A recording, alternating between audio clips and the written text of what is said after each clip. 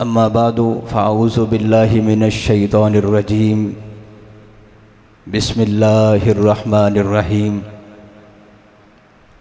वल्लज़ीना हुम अनिल लग़्वी मुअरिज़ून।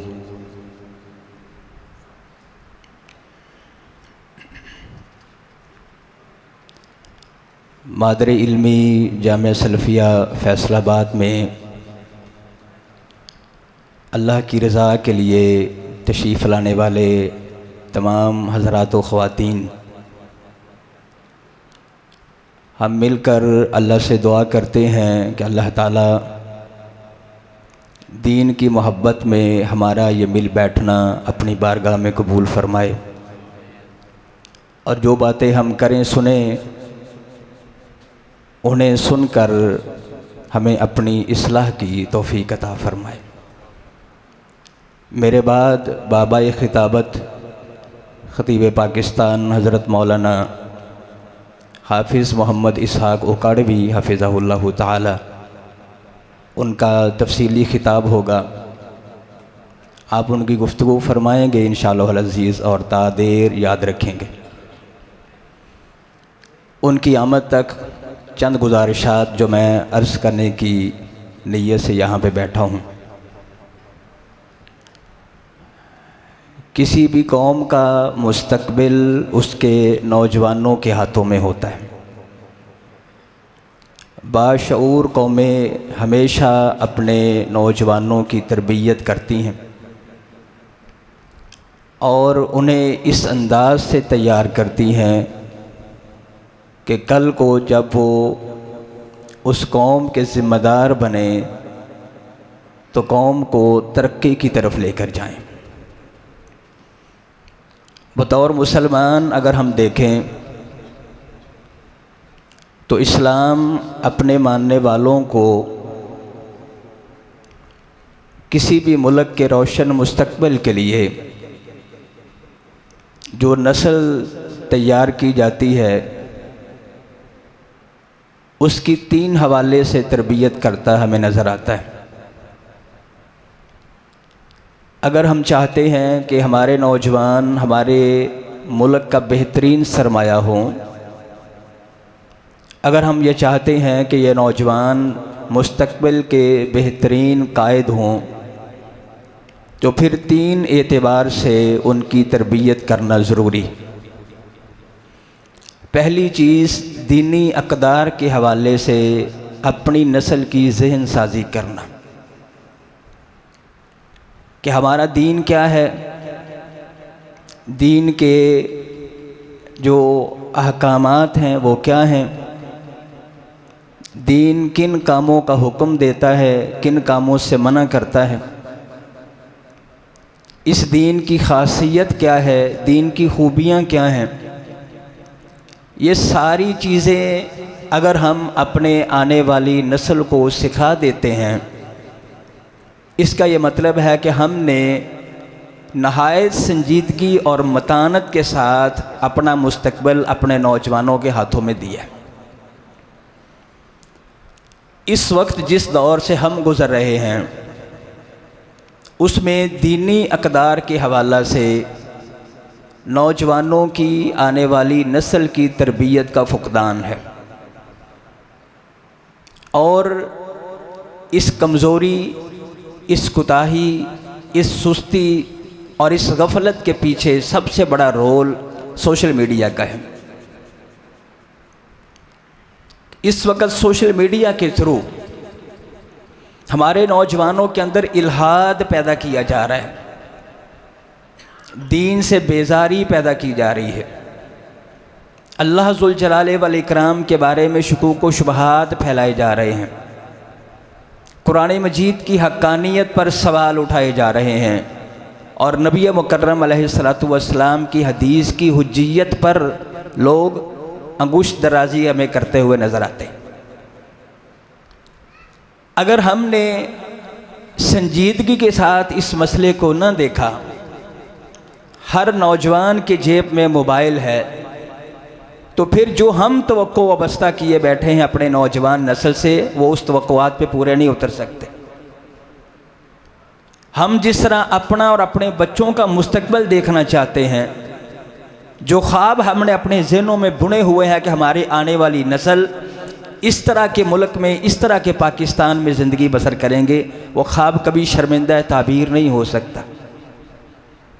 दीनी अक़दार पे नक़ब लग चुकी है, और अगर वालिदैन ने और असातिज़ा ने अपने बच्चों और अपने तलबा पे पूरी तरह फोकस न किया और एक्स्ट्रा अपनी जो एफ़र्ट्स हैं अपनी औलाद के लिए, अपने तलबा के लिए वो ज़ाहिर न की, अपने आप को अपने बच्चों के लिए उन्होंने ना खपाया, तो याद रखें कि ये वो रेत अपनी मुट्ठी में लेने वाली बात है कि आप जितना भी उस रेत को दबाने की कोशिश करें वो आपके हाथ से सरकती चले जाएगी। आप जितना भी उसको दबाते जाएं, आप रेत को कंट्रोल नहीं कर सकते, वो ज़र्रा ज़र्रा करके ज़मीन पे जाती रहेगी और बिल आखिर आपके हाथ में रेत का कोई ज़र्रा अगर चिमटा रहेगा तो ठीक है, वरना आपके हाथ में महज पसीना बचेगा। अपने बच्चों की फ़िक्र कीजिए, अपने बच्चों के तालीमी इदारों का जायज़ा लीजिए, अपने बच्चों के स्कूल में, कॉलेज में, इदारे में जाया करें, उनकी एकेडमी में, उनकी ट्यूशन में उनका पीछा करें, उनके असातिज़ा पे गौर करें कि असातिज़ा कौन हैं। मैं सिर्फ़ एक मिसाल अर्ज़ करता हूँ, हमारे फैसलाबाद का एक स्कूल है, बहुत हाई लेवल का स्कूल, जहाँ पे सिफारिश के साथ लोग अपने बच्चों को दाखिल करवाते हैं।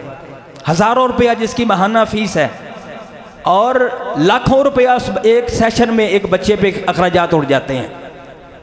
स्कूल हमारे पाकिस्तान का और उसके अंदर निसाब पाकिस्तान का, लेकिन सबसे ज़्यादा हैरत वाली बात यह है कि उस स्कूल के अंदर इस्लामियात का सबक पढ़ाने वाला टीचर मुसलमान नहीं है, बल्कि ईसाई टीचर मुसलमानों को, मुसलमान बच्चों को इस्लामियात पढ़ा रहा है। अगर हमने गौर न किया तो ये नौजवान नस्ल सिर्फ इनके शनाख्ती कार्ड में मज़हब के खाने में इस्लाम लिखा नजर आएगा, बाकी ना इन्हें इस्लाम के बारे में पता होगा, न इस्लाम के हकामात के बारे में पता होगा। अगर आपने मेरी बात की तस्दीक करनी है, अगर आपका बच्चा मैट्रिक से ऊपर है, मैट्रिक का FA का स्टूडेंट है, आपका बच्चा है, आपका बेटा है, आपका भतीजा है, आपका भांजा है, आपका पोता है, आपका नवासा है, आप मुझे सुबह बिठा लें, छुट्टियाँ हैं आजकल, उससे थोड़ा सा उससे एक दफ़ा जायज़ा लें कि उसके पास दीन की मालूमात कितनी हैं, उसके पास दीन के बारे में क्या अवेयरनेस है। आप पूछें अपने बच्चों से, बेटा खिलाफत राशिदा किसे कहते हैं, खुलफाए राशिदीन कौन होते हैं। आप बच्चों से पूछे, बच्चा अच्छा अशरा व बशरा किन्हें कहते हैं, वो कौन से 10 खुश नसीब सहाबा हैं जिनको दुनिया के अंदर जन्नत की बिशारत दी गई। आप उनसे पूछें अज़वाजुल मुतहरात के नाम, उम्महातुल मोमिनीन का नाम पूछें, नबी अकरम अलैहिस्सलाम के बेटों और बेटियों के नाम पूछें, उन्हें नबी अलैहिस्सलाम की हिजरत के बारे में सवाल करें कि हिजरत कहाँ से की थी और नबी अलैहिस्सलाम कहाँ गए थे।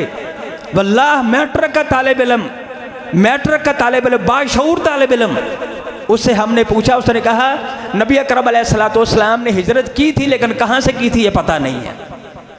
आप पूछें हज कहाँ किया जाता है, आपको जवाब मिलेगा हज मक्का और मदीना में किया जाता है। ये छोटी छोटी चीज़ें, ये छोटी छोटी अवेयरनेस, ये छोटी छोटी मालूमात हमारे बच्चों तक नहीं पहुंच रही। गैप कहाँ पे है, गफलत हमारी है, सुस्ती हमारी है। अगर हमने आंखें ना खोली, हमने अपने रवैये पे नज़रसानी न की, तो खुदा की कसम आने वाली नस्ल पर हमारी नहीं होगी। फिर मेरा जिस्म मेरी मर्जी के नारे लगेंगे, फिर वालिदैन के सामने औलाद खड़ी होगी, फिर औलाद माँ बाप के सामने खड़ी होकर कहेगी कि बाबा आपको कुछ नहीं पता, आपने अपनी ज़िंदगी ज़ाया कर ली। नया दौर है, नए दौर के नए तकाज़े हैं, और नए दौर के तकाज़े आप नहीं जानते, मैं जानता हूँ। अगर हमने अपने बच्चों की बुनियाद पुख्ता ना की दीन के हवाले से, उनके अंदर दीनी गैरत पैदा ना की, तो फिर अभी देखिए आप, मैं सोशल मीडिया की मैंने बात की, किस चीज़ का क्या सिखाया जाता है दीनी अक़दार के हवाले से। आप पाकिस्तान का कोई ड्रामा उठा के देख लें, बड़ी माजरत के साथ कोई फिल्म उठा के देखें, सबसे घटिया रोल अगर उस फिल्म और ड्रामे के अंदर किसी का होगा तो मौलवी का होगा। लालची मौलवी को दिखाया जाएगा, पैसे का हरीस मौलवी को दिखाया जाएगा, चंद टकों की खातिर निकाह पढ़ाने वाला मौलवी को दिखाया जाएगा, और अंडर प्रेशर होकर मालदारों के अंडर प्रेशर होकर मसले बताने वाला मौलवी को दिखाया जाएगा। ये क्या ज़हन साजी की जा रही है हमारी नौजवान नस्ल की? ये दीन से दूर किया जा रहा है। जब भी प्रोपेगेंडा होता है मस्जिद से होता है, मस्जिद यहाँ से जी बुनियाद परस्त निकलते हैं, मस्जिद से लोग दहशतगर्द बन के निकलते हैं, मस्जिद में लोग फिरका वारियत फैलाते हैं। सबसे ज़्यादा ढंढोरा पूरी दुनिया के अंदर, ख़ास तौर पर बर आज़म एशिया के अंदर फिरका वारियत का पीटा जाता है। फिरका वारियत जी, ये मौलवी फिरका वारियत फैलाते हैं जी। असी सुन्नियां दी मनीए, असी भाबियां दी मनीए, कोई बरेलवी है, कोई देवबंदी है, कोई अहले हदीस है, कोई शिया दी मनीए। ये एक ब्लेम करके दीन वालों पर लोगों को दीन से दूर कर दिया जाता है। वरना बरेलवी और देवबंदी के दरमियान उतना इख्तलाफ नहीं है, सुन्नी और अहले हदीस के दरमियान उतनी खलीज नहीं है जितनी दो सियासी जमातों के दरमियान खलीज पाई जाती है।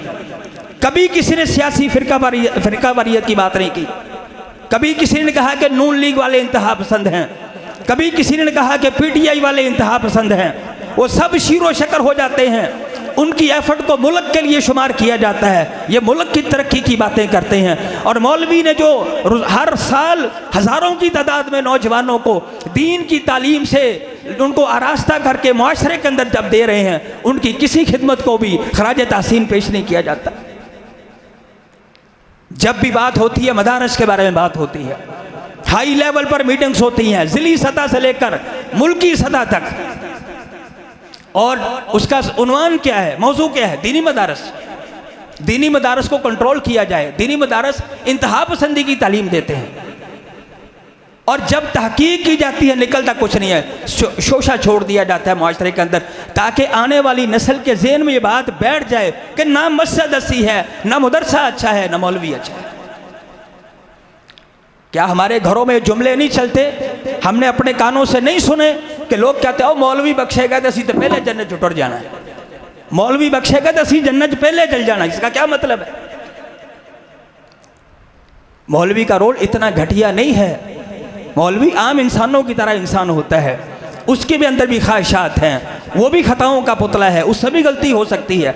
लेकिन जितनी गलती सोशल मीडिया पे मौलवी की उछाली जाती है, जितना नेगेटिव मकसद का तस्करा किया जाता है, और जितना मनफी प्रोपेगेंडा मदरसे के बारे में किया जाता है, किसी और के बारे में नहीं किया जाता। इसलिए हमें पूरी तरह चौकस रहना चाहिए, अपने बच्चों की सारी एक्टिविटीज पर नज़र रखें। हमारे बच्चे कहाँ जा रहे हैं, किन के साथ बैठ रहे हैं, उनके मोबाइल के अंदर जो ग्रुप्स हैं व्हाट्सएप के, वो कौन से ग्रुप्स हैं? बच्चे हम अपने बच्चों के साथ फ्री नहीं है, बड़ी माजरत के साथ हम अपने बच्चों के साथ फ्रैंक नहीं हैं, और माओ ने भी डरा के रखा हुआ है। कोई बच्चा बात ना माने, 2 साल के बच्चे से लेकर 20 साल के बच्चे, वो तेरा प्यो आएगा तो तेनू मारना है। बाप को एक जिन की तरह, एक देव की तरह बना के पेश किया जाता है, और बच्चा वो दब जाता है बाप के रोब के अंदर, वो अपने दिल की बात बाप से शेयर ही नहीं कर सकता। अपने बच्चों से दोस्ताना माहौल पैदा करें, ताकि कल को अगर कोई बात ऐसी वैसी सुन के आता है तो बच्चा आपके साथ शेयर कर सके कि बाबा हमें आज टीचर ने यह बताया है। और मैं जानता हूं कि तालीमी इदारों के अंदर टीचर्स बच्चों से कहती हैं, फीमेल टीचर्स, ओ पर्दा दिल दा हुंदा पुत्र, पर्दा दिल दा हुंदा है, लिबास अच्छा पाना चाहिए, साफ सुथरा पाना चाहिए, दौर दे नाल चलना चाहिए।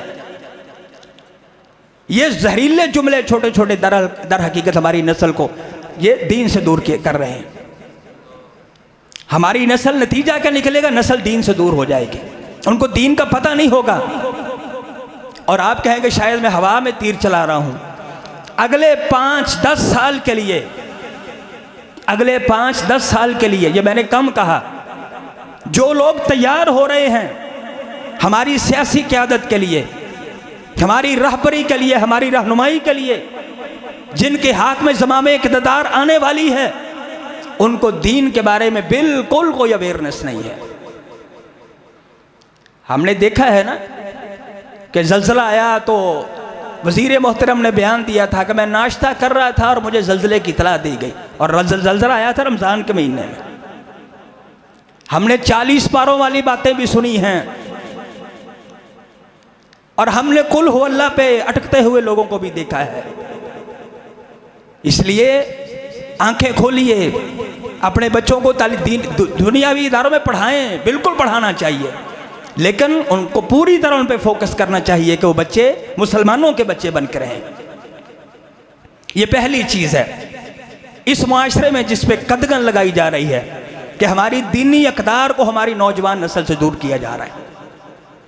दूसरी चीज़, नस्ल की तरबियत ये करनी चाहिए कि उन्हें अपनी अखलाकी अक़दार बताई जाए कि हम मुसलमान हैं, हमारा अपना एक ज़ाब्ता अखलाक है, हमें पता है। हम बताएं लोगों को, अपने बच्चों को, कि हमारी अखलाकी अक़दार में सच बोलने को तरजीह दी जाती है, हमारी अखलाकी अक़दार में झूठ की मज़म्मत की जाती है, हम गीबत नहीं करते, हम चुगली नहीं करते, हम ज़ुबान से किसी को तकलीफ़ नहीं देते, ज़ुबान से किसी की इज्जत नहीं उछालते। बताया जाए कि हम बदकारी नहीं करते, हम कानों की हिफाजत करते हैं, हम आँखों की हिफाजत करते हैं, हम अपने वजूद की हिफाजत करते हैं। अपने बच्चों को बताएं कि बैड टच और गुड टच क्या होता है। अगर आपके जिस्म को कोई अनजान बंदा हाथ लगाता है तो पहचान बताएं कि बच्चों को पता हो अखलाकियात किसे कहते हैं, बच्चों को पता हो कि इतने फासले के साथ मैंने अपने टीचर्स के साथ बिहेव करना है, मेरा अपने अजीज़ के साथ इतना फासला होना ज़रूरी है। अपनी बच्चियों को बताना चाहिए पर्दा किसे कहते हैं, महरम किसे कहते हैं, गैर महरम कौन होता है, किसके साथ तन्हाई में नहीं जाना चाहिए।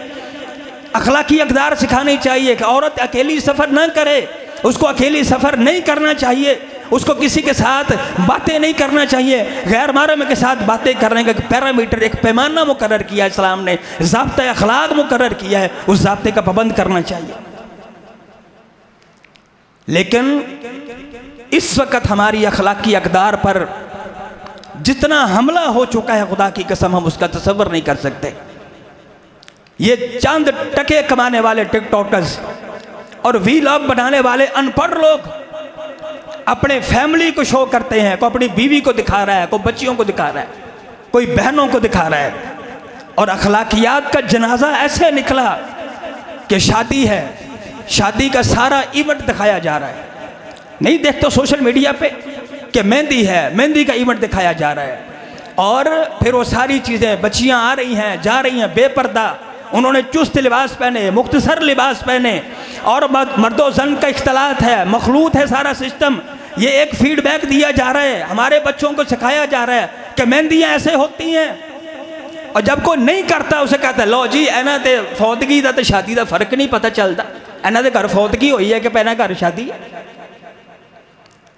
और दिखाया क्या जाता है, वो दिखाते हैं ये हुजरे उरूसी है, ये हुजरे उरूसी है, जहाँ पे दुल्हन के लिए जो कमरा तैयार किया गया वो भी दिखाया जाता है, और दुल्हन वहाँ पे बैठी और उसको मुख्तलिफ पोज के साथ उसकी तस्वीरें बनाकर वो भी ओपन की जाती हैं, वो भी वायरल की जाती हैं। इस तरह दुल्हन बैठती है, दुल्हा कमरे में ऐसे एंटर होता है, दूध का जग रखा जाता है, फ्रूट रखा जाता है, ये चीज़ें भी बताई जाती हैं। दूध क्यों पीना है, मैं स्कैन करके बातें अर्ज कर रहा हूँ, दूध क्यों पीना है उस वीलॉग में बताया जाता है, दुल्हा दूध क्यों पीता है। इससे घटिया अंदाज और क्या हो सकता है, इससे ज़्यादा अखलाकियात पर ज़रब और कैसे लग सकती है। और फिर वो रात गुजरती है। अगर मेरी बात आपको ना पसंद आए तो मुझे माफ़ कर दीजिएगा, लेकिन ये ज़ख्म इतना गहरा है कि जब तक कुरेदा नहीं जाएगा इसका इलाज मुमकिन नहीं है। वो औरत जिसकी शादी हुई, वो बच्ची, किसी की तो बेटी किसी की बहन तो होगी, उसके बाल गीले हैं और अपने गीले बालों के साथ वो वीलॉग बना रही है। क्या बताना चाहती है? सिर्फ रात का थोड़ा सा वो टुकड़ा, वो थोड़ा सा जो वो नहीं आया अभी तक, बाकी सब कुछ दिखा दिया गया। और हमारे दरवेश रो ने फलानी बीबी है ना, ਉਹਦਾ वीलॉग वेख लेना चाहिए। वो तो सादी जी औरत है बेचारी, पिंड की बीबी है, सादा सादा गल्लां करती है, खेत में लै जाती है, रोटी पकाना सिखाती है, वो जनाब सानू हंडियाँ पकाना सिखाती है। वो तो बड़े आसान नहीं, आपने देखा नहीं है कि वो हंडियाँ दिखाती है या और कुछ दिखाती है। ये हमारी अखलाकी अक़दार पर वो हमलावर लोग हैं। और हमारी नौजवान नस्ल, आज आप याद रखें, अगर एक टिकटॉकर वो अपनी आमदनी बताते हैं, अपनी आमदनी इन्ने लाख रुपया होया मैनू इस महीने का, इन्ने लाख रुपया जिसम दिखाउण दा, इन्ने लाख रुपया अपना हुदरा रूसी दिखाउण दा, इन्ने लाख रुपया। तो जब हमारी बच्ची, वो पर्दादार बच्ची, वो जब ये सोचती है कि मैं मुश्किल हालात में अगर पढ़ भी लूँ, कितना पढ़ लूँगी, FA कर लेगी, BA कर लेगी, MA कर लेगी, MSc कर लेगी, उसको जॉब मिलेगी, कितनी मिल जाएगी? 20,000 की, 25,000 की, 40,000 की, 50,000 की। सरकारी नौकरी मिल जाए तो 1 लाख की चले कर लें। जब हमारी बच्ची ये सोचेगी मैं सारा महीना मेहनत करके 1 लाख रुपया नहीं कमा सकती, एक मोबाइल फ़ोन लेकर अगर मैं वीलॉग बनाना शुरू कर दूं तो मैं एक दिन का 1 लाख रुपया कमा सकती हूं। दिल पे हाथ रखिए, आपकी बच्ची किधर जाएगी? वो किस रास्ते का इंतखाब करेगी? वो उस रास्ते का इंतखाब करेगी जो अखलाकियात की धज्जियां बखेर देगा। हमें गौर करना पड़ेगा, हमें स्कैनर लगाना पड़ेगा, फिल्टर लगाना पड़ेगा, अपने बच्चों को अपना समझना पड़ेगा। अपने बच्चों की तरबियत हमने करनी है। कू अनफुसकुम वाहलीकुम नारा, अपने आप को भी जहन्नम से बचाना है, अपने अहले खाना को भी जहन्नम से बचाना है। फिर हम कहते हैं औलाद खुद सर हो गई है जी, की करिए जी, जवान बच्चा है जी, हुन वो कहता मैं पसंद की शादी करनी है, ना करा करो, खुदकुशी कर लेनी है। ये नौबत आई क्यों? ये नौबत हमारी सुस्ती, हमारी गफलत, हमारी कुताही की वजह से आई। बचाएं अपनी बेटियों को, अपने बेटों को वीलॉगर से, टिकटॉकर्स की ज़िंदगी से बचाएं, उनकी ज़िंदगी की चमक दमक से दूर करें, उनकी तरबियत करें कि बेटा दौलत की चमक से ज़्यादा इज्जत की चमक प्यारी होती है। उन्हें बताएं कि हराम के लाखों से हलाल के हज़ारों बड़े अच्छे होते हैं। उन्हें कसरत और बरकत का फ़र्क समझाएं कि बेटा कसरत के अंदर फ़ायदा नहीं होता, बरकत के अंदर फ़ायदा होता है। अगर हमने अपनी जिम्मेदारी का एहसास न किया तो ये आने वाली नस्ल अखलाकी इतबार से इतनी गिर चुकी होगी। क्या बात बताएं? मैं अभी भी सोच रहा हूं कि मैं बात आपको बताऊं या ना बताऊं, लेकिन मैंने पहले अर्ज किया, मैंने आपसे माजरत कर ली है कि जख्म गहरा है, जब तक छेड़ा नहीं जाएगा ऑपरेशन नहीं हो सकता। जेल खाना जाग का एक DIG थे, उन्होंने किताब लिखी, जेल के हालात लिखे, कैदियों के हालात लिखे। उसने उस किताब में वो 200, 250 या 300 सफ़ात के करीब किताब होगी। उसने वो केस कौन से लिखे? उसने कहा कि मैंने इस किताब में सिर्फ वो केस लिखे हैं, एक महरम ने अपनी महरम औरत के साथ बदकारी की। 250-300 सफ़े की किताब, बाप बेटी के साथ, भाई बहन के साथ, मामू भांजी के साथ। ये नज़ारे, ये जो करीह नज़ारे हैं, ये क्यों देखना पड़ रहे हैं? वो खला है अखलाकी तरबियत का। हमने अपनी अखलाकी अकदार अपने बच्चों के ज़हनों में नहीं उतारी, हमने फोकस नहीं किया। नतीजा क्या निकला? बेरा रवि है। ये दूसरी चीज़ है जिसमें हमें पूरी तरह गौर व फिक्र करना पड़ेगा, पूरी तरह हमें उसका इदराक होना चाहिए, एहसास होना चाहिए। इस मामले की संगीनी जब तक हम नहीं समझेंगे उस वक्त तक हम काम नहीं कर पाएंगे। हमें बेदार होना पड़ेगा। और हमें पता नहीं होता जी सारा दिन बच्चे यहाँ से कमाई, बिल्कुल कमाना चाहिए, लेकिन अपने बच्चों को वक़्त दें। ऐसा ना हो कि आपके पास ना वक़्त बचे ना आपके पास अपनी औलाद बचे। और तीसरी चीज़ जिसकी तरबियत की जाती है वो है तहजीबी अकदार।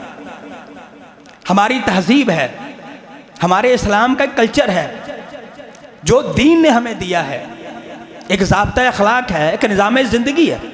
कैसे जीना है, हमारा रहन सहन कैसा होना चाहिए, हमारी गैदरिंग कैसी होनी चाहिए, हमारी गमी कैसे होनी चाहिए, हमारी खुशी कैसे होनी चाहिए।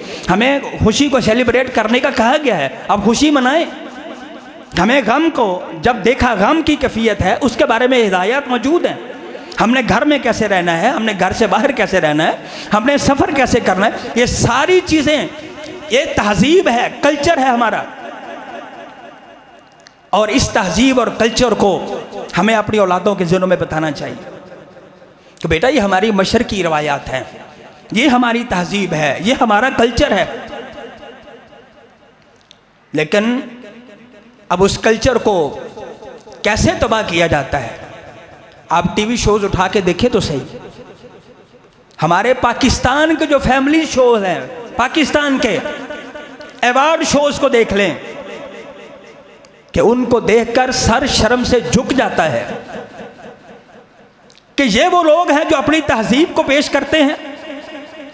हम समझते हैं, लोग ये समझते हैं, हमारे गुलकार, हमारे अदाकार, हमारे फनकार ये हमारी तहजीब के पैगंबर हैं, ये हमारी तहजीब के सफ़ीर हैं। इनका लिबास बताता है कि मुसलमानों का लिबास ऐसा होता है, इनकी ज़ुबान बताती है मुसलमानों की ज़ुबान ऐसी होती है, इनकी खुशी बताती है मुसलमानों की खुशी ऐसे होती है, इनकी गमी बताती है कि मुसलमानों की गमी ऐसे होती है।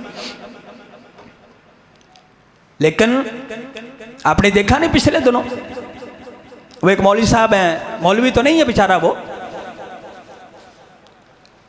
उसे सवाल किया किसी ने कि जी वो बिजली का बिल बहुत होता है, सुना ना आपने, बिजली का बिल ज़्यादा आता है, उनको वजीफा दसो। ये कहाँ हमने अपने कहाँ चल पड़े। ये तहजीब थी हमारी, तरबियत नहीं करनी, तवीज़ लेने हैं। मौलवी साहब तवीज़ दे दो, मुंडा बड़ा सिर चढ़ गया, मुंडा मेरे कंट्रोल चल है। इको बाबे को सस भी बैठी है तो नौ भी बैठी है, सस कह लीए नौ की जुबान बंद हो जाए तो नौ कह लीए सस मेरी वैसे फुड़क जाए। ये हमने तहजीब बनाई अपनी। उससे पूछा, उन्होंने कहा जी बिल बहुत ज़्यादा आता है तो कोई वजीफा दसो, तो वह भी खैर नाल साड़ी तहजीब का लंबरदार, उन्हें कहा हाँ जी तुसी शहादत वाली उंगली नाल ना मीटर तो 2 बारी लिखो जम जम, महीने 2 बारी लिखना है जम जम, तो बिल घट आएगा। मैंने कहा उसे कहना चाहिए था कि मौलवी साहब तुसी ना शहादत वाली उंगली ना लिखो ना, तुसी शहादत वाली उंगली मीटर के अंदर दो ताकि तुम्हें बिल मुस्तकिल ना आवे। ये तहजीब है, ये कल्चर हम लोगों को बताए, ये इस्लाम है, ये इस्लाम के रहबर हैं। इनको देखकर दुनिया मुसलमान होगी। वो नजर उतारने का वजीफा बता रहा है, नजर उतारने का, पता नहीं कौन सी जुबान है, सर पे कहता है ऐसे वार वार के ना ऐसे फिर आग में फेंके तो नजर दूर हो जाती। कहाँ की दीन, कहाँ गया दीन, कहाँ गई दीन की वो बातें, कहाँ के दीन की वो अहमियत। तो हज़रात इकरामी अपनी तहजीब के साथ प्यार करना सिखाएं, अपनी मिट्टी के साथ प्यार करना सिखाएं। तो बेटा ये हमारी ये तहजीब है, हमारे अंदर ये अखलाकियात हैं, हम इस तरह चलते हैं, इस तरह हमने ज़िंदगी गुजारनी है। एक ज़िंदगी गुजारने का तरीका बताएं। और ये तीनों चीज़ें जहाँ पे मैंने निशानदेही की है कि यहाँ पे कुछ खामियाँ मौजूद हैं, अगर आप समझते हैं कि यहाँ पे ये खामियाँ मौजूद हैं तो फिर इस बीमारी का हल क्या है।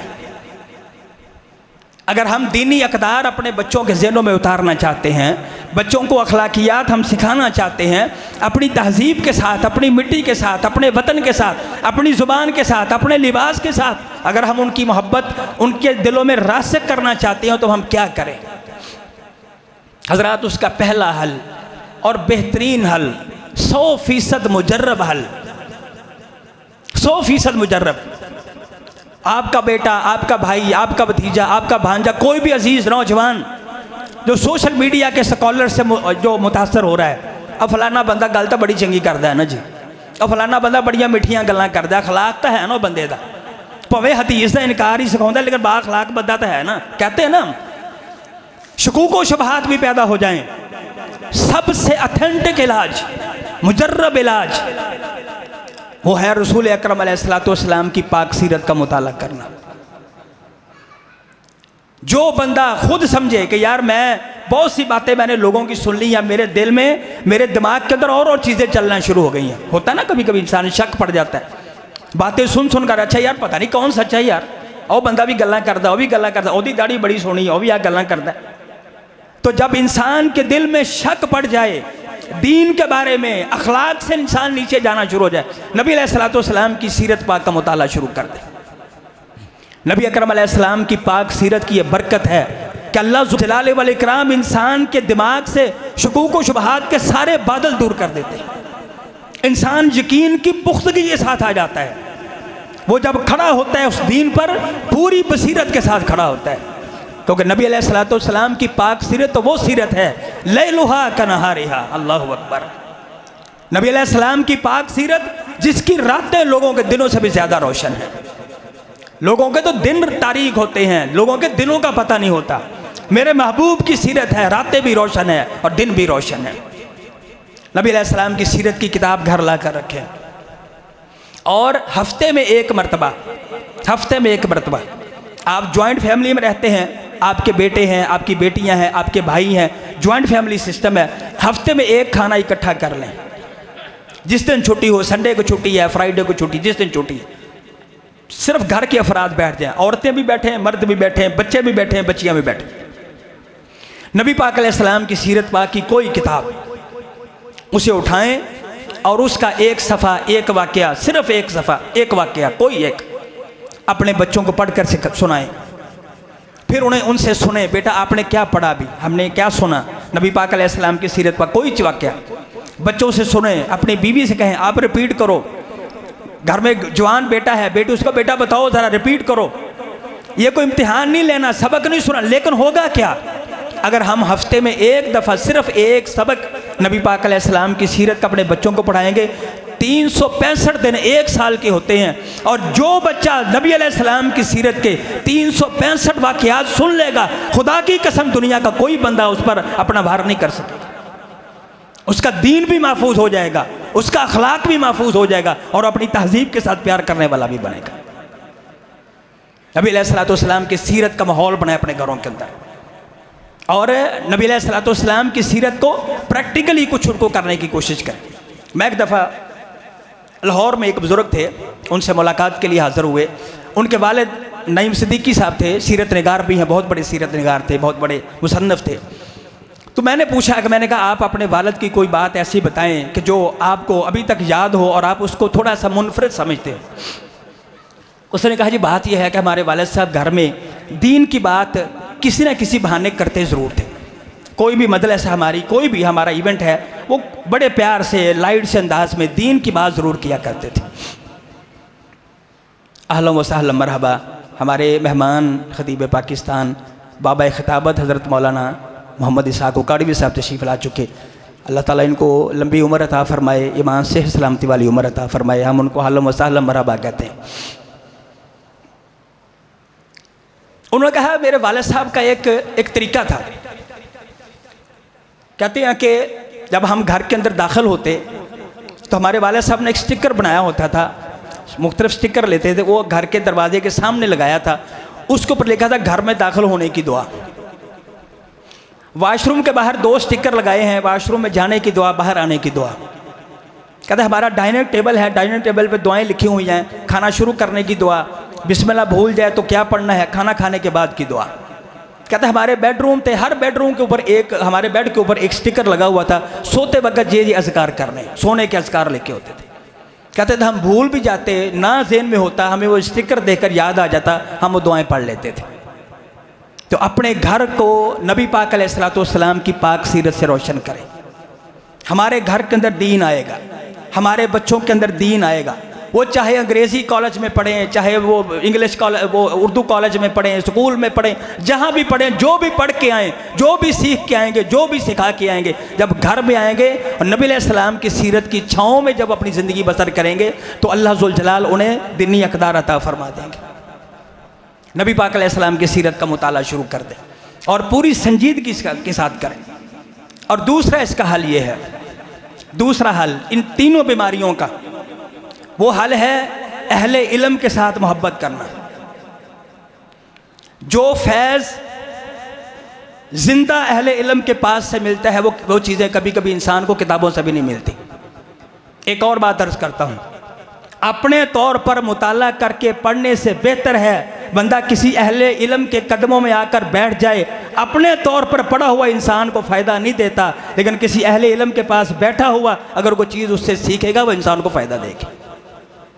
साढ़े बड़ी भैड़ी आदत, तुसी आप पढ़ो, तुसी आप मुताला करो, तुसी बुखारी पढ़ो, तुसी मुस्लिम पढ़ो।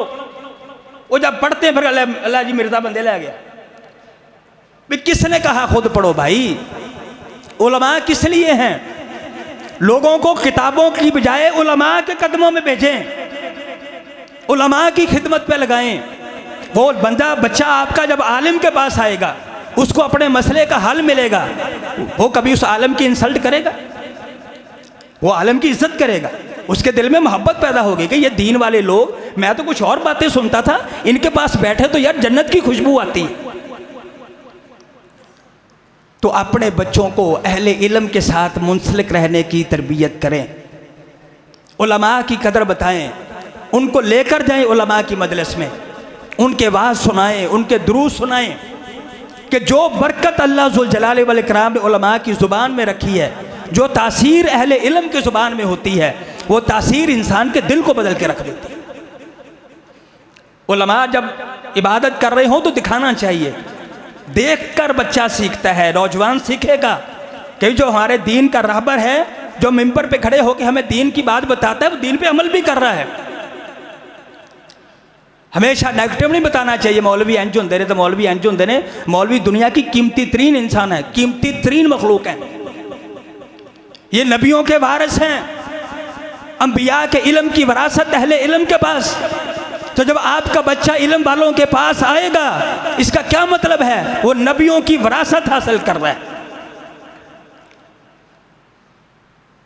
और अहले इल्म अपना तजर्बा, अपना इल्म, अपना वरा, अपना तकवा, इन सारी चीज़ों को घोल कर जब आपके बच्चे को पिलाएगा, आपके बच्चे पर किसी गैर का वार नहीं चल सकेगा। फिर आपका बच्चा मोबाइल देखकर टिकटॉक नहीं बनाएगा, अहले इल्म के पास बैठेगा तो आपका बच्चा कुरान की तिलावत करने वाला बनेगा। फिर आपका बच्चा कुरान का हाफिज बनेगा, आपका बच्चा कुरान का कारी बनेगा। वो ना बन सका, कम से कम कुरान से मोहब्बत ज़रूर करेगा, वो कुरान की तिलावत सुनने वाला ज़रूर बनेगा। फिर मस्जिदें हमारी वीरान नहीं होंगी। अगर हम उलमा से मोहब्बत करना शुरू हो जाएंगे, अपनी औलाद को, अपने मुस्तकबिल को, अपने नौजवानों को उलमा के साथ मुंसलिक करेंगे, फिर हमारी मस्जिदें वीरान नहीं होंगी, हमारी मस्जिदें आबाद होंगी। फिर ये ऐलान नहीं करना पड़ेगा। शाह बुखारी साहब, आपका तो एक्सपीरियंस है, जब जलसा होता है ना जी, तो खतीब साहब जो मुकामी होते हैं वो ऐलान करते हैं, जमात हो गई है, ऐलान करते, क्या करते हैं, उनका भाई मसीते इशा दी नमाज अदा हो गई है, तो मौलाना इसहाक बुखारी साहब तशरीफ लाए है, तो सारे मसीते आके बात सुनो। होता ना ऐलान, क्या मतलब है? नमाज नहीं ना पढ़ी, खैर है, नमाज ही खैर है। लेकिन जब अहले इल्म के साथ हमारे बच्चे मुंसलिक होंगे, वो पहली सफ के नमाजी। आज सुबह आप देख लें, अपनी मस्जिदों का जायज़ा लें, हमारी मस्जिदों में या तो बूढ़े होंगे या बिल्कुल बच्चे होंगे। जो नौजवान तबका है मस्जिदों से बहुत दूर हो चुका है। उसकी वजह उनके ज़हनों में यह खन्नास भर दिया गया, मौलवी अच्छे नहीं होते, मस्जिद से दरस अच्छा नहीं मिलता, मदरसा बड़ी बुरी चीज़ है।